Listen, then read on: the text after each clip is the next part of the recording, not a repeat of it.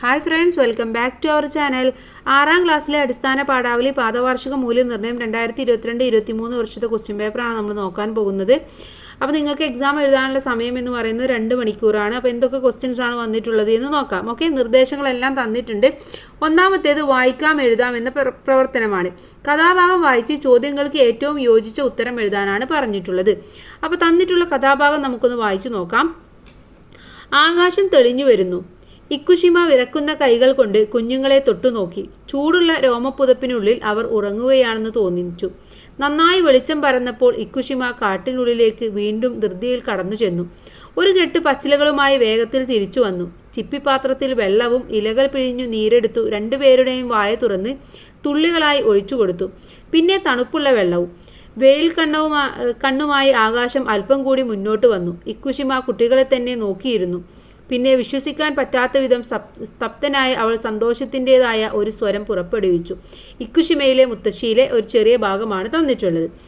ഇതിലെ ചോദ്യം, കഥാഭാഗത്ത് ഇക്കുഷിമയുടെ ഏതു മനോഭാവമാണ് കാണാൻ കഴിയുന്നത്? ഓപ്ഷൻ തന്നിട്ടുണ്ട്: സ്നേഹം, ദേഷ്യം, പരിഭവം. ഏതായിരുന്നു ഇവിടെ കാണാൻ കഴിയുന്നത്? സ്നേഹമാണല്ലേ, ആ കുട്ടികളോടുള്ള സ്നേഹമാണ് നമുക്ക് കാണാൻ കഴിയുന്നത്. 2, ചൂടുള്ള രോമപ്പുതപ്പ് എന്നതുകൊണ്ട് അർത്ഥമാക്കുന്നത് എന്ത്? പുറത്തുള്ള ചൂട്, പുതപ്പിനുള്ളിലെ ചൂട്, ശരീരത്തിൻ്റെ ചൂട്. എന്തായിരുന്നു? ശരീരത്തിൻ്റെ ചൂടായിരുന്നു അല്ലേ. ശരീരത്തിൻ്റെ ചൂട് കൊണ്ടാണ് ചൂടുള്ള രോമപ്പുതപ്പായിട്ട് മാറിയത്. ഇനി മൂന്നാമത്തേത്, മാതൃക പോലെ എഴുതുക. കുപ്പിച്ചില്ല്, കുപ്പി പ്ലസ് ചില്ലാണ് കുപ്പിച്ചില്ല് എന്ന് പറയുന്നത്. അങ്ങനെയാണെങ്കിൽ ചിപ്പിപ്പാത്രമോ? ചിപ്പി പ്ലസ് പാത്രം. ഓക്കെ, ചിപ്പി പ്ലസ് പാത്രമാണ് ചിപ്പിപ്പാത്രം എന്ന് പറയുന്നത്. ഇനി വാനം എന്ന പദത്തിന് സമാനമായി കഥാഭാഗത്ത് പ്രയോഗിച്ചിരിക്കുന്ന വാക്യത്? കാട്, ആകാശം, വെയിൽ. ഏതാണ്? വാനം എന്ന് പറഞ്ഞാൽ കാട് എന്നാണ് അർത്ഥം. അതാണ് കഥാഭാഗത്ത് ഉപയോഗിച്ചിട്ടുള്ളത്. അപ്പോൾ ഉത്തരം കാട്. 5, ആകാശം തെളിഞ്ഞു വരുന്നു എന്ന പ്രയോഗം സൂചിപ്പിക്കുന്നത് എന്ത്? നേരം പുലർന്നു വരുന്നു, കാർമേഘം മറയുന്നു, ഇരുട്ട് വ്യാപിക്കുന്നു. എന്താണ്? ആകാശം തെളിഞ്ഞു വരുന്നു എന്ന് പറഞ്ഞാൽ നേരം പുലർന്നു എന്നാണ് അർത്ഥം. ഓക്കെ, രണ്ടാമത്തെ പ്രവർത്തനം സംഭാഷണമാണ്. അക്കമ്മയെ ബംഗ്ലാവിലെത്തിച്ച ശങ്കരണ്ണൻ നാളുകൾക്ക് ശേഷം അവളെ കാണാനെത്തി. അക്കമ്മയ്ക്ക് സന്തോഷം അടക്കാനായില്ല. അവൾ ഓടിച്ചെന്ന് ശങ്കരണ്ണനോട് ബംഗ്ലാവിലെ വിശേഷങ്ങൾ ഓരോന്നായി പറഞ്ഞു. അക്കമ്മയും ശങ്കരണ്ണനും തമ്മിൽ നടക്കാനിടയുള്ള സംഭാഷണമാണ് തയ്യാറാക്കേണ്ടത്. ഓക്കെ, ഇനി ഇതിൽ ബി ചോദ്യം കൂടെ ഉണ്ട്, നമുക്കതും കൂടെ വായിക്കാം. സന്തോഷം എന്ന പദത്തിന് പകരം പദം ഏതാണ്? ഹർഷം, വർഷം, ശോകം. ഏതാണ്?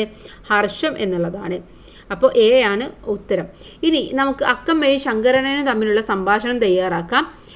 ശങ്കരണ്ണൻ: അക്കമ്മേ, നിനക്ക് സുഖമാണോ? അക്കമ്മ: സുഖമാണ് ശങ്കരണ്ണ. ഇവിടുത്തെ കൊച്ചമ്മ എന്നെ മകളെ പോലെയാണ് കരുതുന്നത്. ശങ്കരണ്ണൻ: നിനക്കിവിടെ എന്തെല്ലാമാണ് പണി? അക്കമ്മ പറയാണ്: മുറ്റമടിക്കണം, പാത്രം കഴുകണം, തേങ്ങ പെറുക്കണം, അങ്ങനെ ഒത്തിരി പണിയുണ്ട് ശങ്കരണ്ണ. ശങ്കരണ്ണൻ: കാട് പിടിച്ചു കിടന്നിരുന്ന തെങ്ങിൻ തോട്ടമൊക്കെ വൃത്തിയാക്കിയിട്ടുണ്ടല്ലോ. അക്കമ്മ: അതൊക്കെ സമയം കിട്ടുമ്പോൾ ഞാൻ തനിയെ വൃത്തിയാക്കിയതാണ്. ശങ്കരണ്ണൻ: നന്നായി അക്കമ്മേ. ഇപ്പോൾ ഈ തോട്ടം കാണുമ്പോൾ നാട്ടിൽ നിന്റെ അച്ഛൻ നോക്കുന്ന തോട്ടം പോലെ ആയിട്ടുണ്ട്. അക്കമ്മ: ശങ്കരണ്ണ, ഈ ബംഗ്ലാവിൽ 9 മുറികളുണ്ട് എന്ന് പറയുകയാണ്. ഓക്കെ, അപ്പോൾ ഇത്തരത്തിൽ ശങ്കരണ്ണനും അക്കമ്മയും തമ്മിലുള്ള ഒരു സംഭാഷണമാണ് നിങ്ങളിവിടെ എഴുതേണ്ടത്. ഇനിയും വേണമെങ്കിൽ ബാക്കി നിങ്ങൾക്ക് എഴുതാം. 9 മുറികളുണ്ട്, അതെല്ലാം ഞാൻ വൃത്തിയാക്കാറുണ്ട് എന്നൊക്കെ പറഞ്ഞിട്ട് എഴുതാം. ഇനി മൂന്നാമത്തെ പ്രവർത്തനം ആസ്വാദനക്കുറിപ്പാണ്. സച്ചിദാനന്ദൻ്റെ വേഗമുറങ്ങൂ എന്ന കവിതയിൽ പ്രകൃതി തൊട്ടിലും താരാട്ടുമാകുന്നു. പ്രകൃതിയിലെ സുന്ദരഭാവങ്ങൾ ചൂണ്ടിക്കാണിച്ചുകൊണ്ട് വേഗമുറങ്ങാൻ മകളോട് പറയുകയാണിവിടെ. ഈ കവിത വായിച്ചു നോക്കൂ. ഒരു ഉറക്കപ്പാട്ട് എന്ന കവിത ഇവിടെ തന്നിട്ടുണ്ട്. എൻ കുഞ്ഞിറങ്ങുകൾക്ക് എന്ന് പറയുന്ന ഒരു കുഞ്ഞു കവിതയാണ് ഇവിടെ തന്നിട്ടുള്ളത്. അപ്പോൾ കവിതയിലെ ആശയങ്ങൾ, പ്രയോഗഭംഗി, വർണ്ണനകൾ, സ്വന്തം നിരീക്ഷണങ്ങൾ എന്നിവ ഉൾപ്പെടുത്തി കവിതയ്ക്ക് ആസ്വാദനക്കുറിപ്പ് തയ്യാറാക്കാനാണ് പറയുന്നത്. അപ്പോൾ നമുക്ക് ഒരു ആസ്വാദനക്കുറിപ്പ് തയ്യാറാക്കണം. അപ്പോൾ ഇതിൽ ബി ചോദ്യം കൂടെ നമുക്ക് നോക്കാം. വേഗം ഉറങ്ങൂ എന്ന കവിത ഏത് വിഭാഗത്തിൽ പെടുന്നു? വഞ്ചിപ്പാട്ട്, താരാട്ടുപാട്ട്, തുള്ളൽപ്പാട്ട്. ഏതാണ്?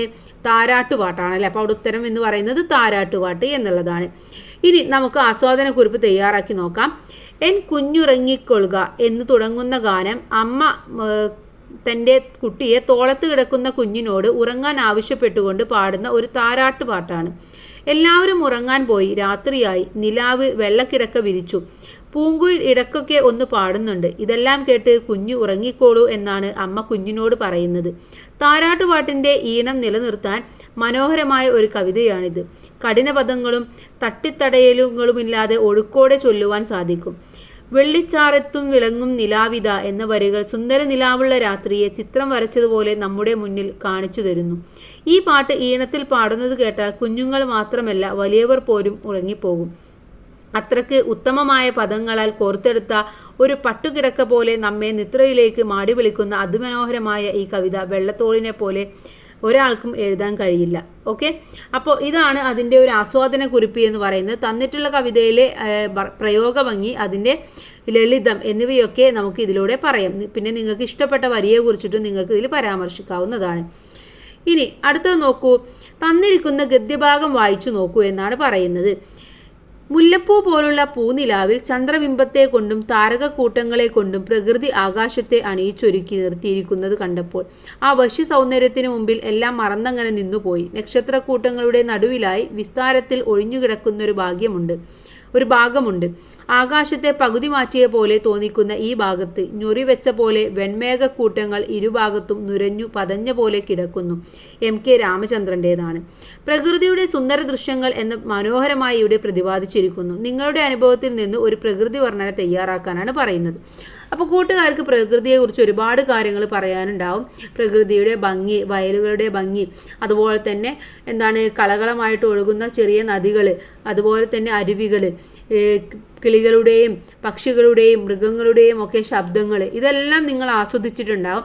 അപ്പോൾ അതിൻ്റെ ഒരു പ്രകൃതി ഭംഗിയെ കുറിച്ചിട്ടാണ് നിങ്ങൾ എഴുതേണ്ടത്. അത് കൂട്ടുകാർ എഴുതി നോക്കുക. ഇനി ഇതിലെ B ചോദ്യം, നക്ഷത്രം എന്നതിന് സമാനമായ പദമേത്? മുല്ലപ്പൂ, പൂനിലാവ്, താരകം. ഏതാണ്? താരകമാണ് നക്ഷത്രം എന്നതിന് സമാനമായിട്ടുള്ള പദം. ഓക്കെ, ഇനി അഞ്ചാമത്തെ പ്രവർത്തനം നോക്കൂ. ഒരു വിശകലന കുറിപ്പാണ് ഇവിടെ തയ്യാറാക്കാൻ നമ്മളുടെ അടുത്ത് പറഞ്ഞിട്ടുള്ളത്. അപ്പോൾ ഇവിടെ ഒരു കുഞ്ഞു കവിതാഭാഗം തന്നിട്ടുണ്ട്. അതുപോലെ ഒരു സിനിമാ ഗാനത്തിലെ വരികളും വായിച്ചു നോക്കൂ. അമ്മയല്ലാതൊരു ദൈവമുണ്ടോ, അതിലും വലിയൊരു കോവിലുണ്ടോ, ശ്രീകുമാരൻ തമ്പിയുടേതാണ്. കവിതാഭാഗവും ഗാനവും വിശകലനം ചെയ്ത് കുറിപ്പ് തയ്യാറാക്കാനാണ് പറഞ്ഞിട്ടുള്ളത്.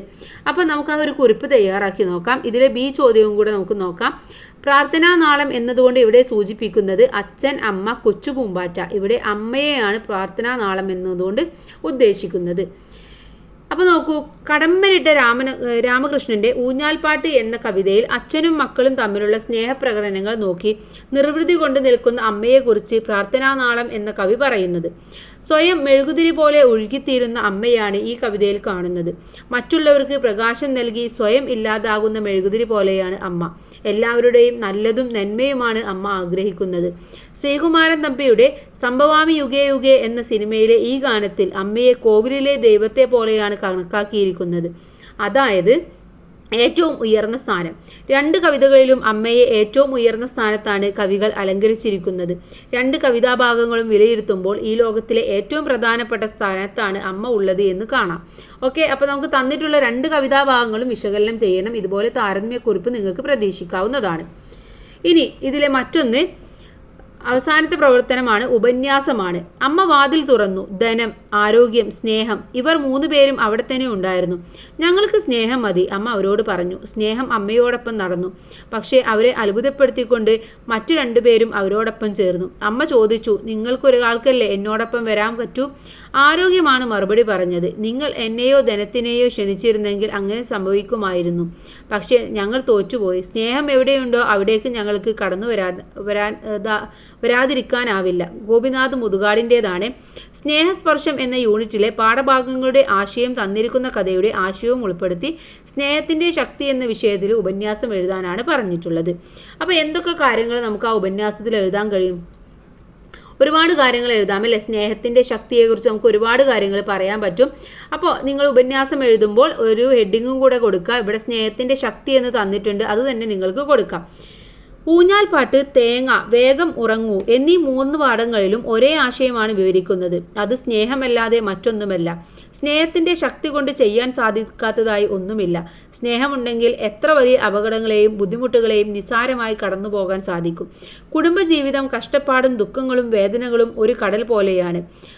അച്ഛൻ അമ്മയും മക്കളും ഈ ദുഃഖത്തിൽപ്പെട്ടു നട്ടം തിരിയാതെ സ്നേഹമായ തോണിയിൽ കയറി ഒരുമിച്ച് തുഴയുകയാണെങ്കിൽ ദുഃഖങ്ങളെല്ലാം കൊച്ചുള്ളിപ്പല്ല് കൊണ്ട് വരച്ച ചിത്രങ്ങളായി മാറ്റുവാൻ സാധിക്കും. ഇതാണ് ഊഞ്ഞാൽപ്പാട്ട് എന്ന കവിതയിൽ തെളിഞ്ഞു വരുന്നത്.